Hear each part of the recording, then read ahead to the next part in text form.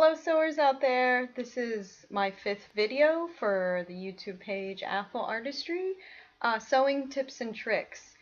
This week we're going to be learning about velvet, just more of an introduction to the material as far as how to cut it, how to store it, etc. I have my current project. I'm using quite a bit of velvet. I'm actually doing a I'm piecing it together. You can say it's more of a quilting technique, but I have a very plush cotton velvet, a burnout velvet down here. So basically, I myself am working with a lot of velvet, and it's not the simplest material to work with.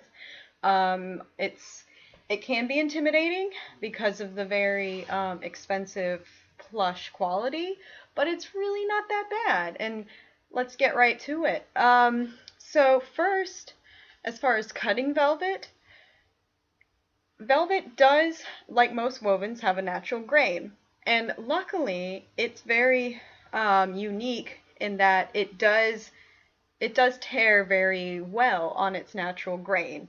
So if I cut the velvet, just a little snip at the end, I'm going to measure my 3-inch piece. That's what I'm using for my project right now.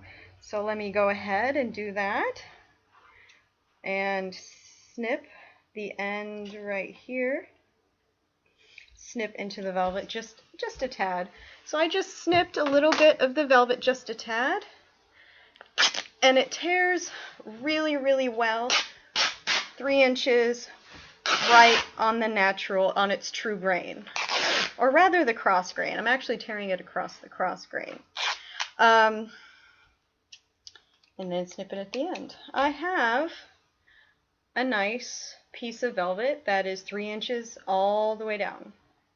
It really is, it's a really nice fabric to cut. The second tip I wanted to give you as far as velvet is storage. Now, because it does have a pile, like fur in a sense, you want to actually hang your velvet when you store it, whether it's on a clip hanger or just hanging it on a hanger very nicely, because if you fold it for a very long period of time, weeks, months, you don't use it for a while, you will end up destroying the pile. All those tiny little fibers that stand up and give it that really nice plush look. You're going to flatten them if you store it on itself, because even the slightest bit of weight on velvet will crush it.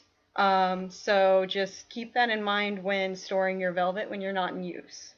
Wednesday I should be giving a small progress video of my current project, which for any of you cosplayers out there, it'll be the Arabian version of Matsuoka Rin from the anime Free.